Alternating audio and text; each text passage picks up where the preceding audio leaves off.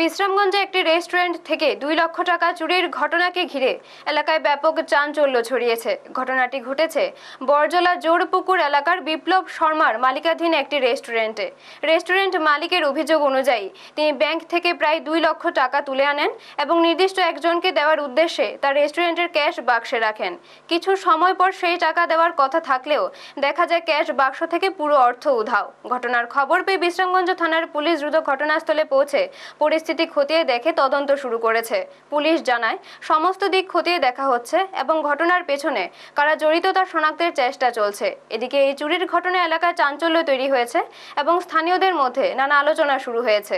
Bureau report, news তৎকাল 24। কি হয়েছে তোমার দোকানে? কালকে আইনা 2 লক্ষ টাকা ব্যাংকের থেকে আইনা রাখছে আরেকজনের দেওয়ানোর লেগে। তো আমার লোক আরেকজন আসিল, টাকাটা আনতো, হে আসতো, টাকাটা রাখতো, হে আসিল, তে ঘর আসিল, অনেকক্ষণ পরে নাই, পরে টাকাটা নাই।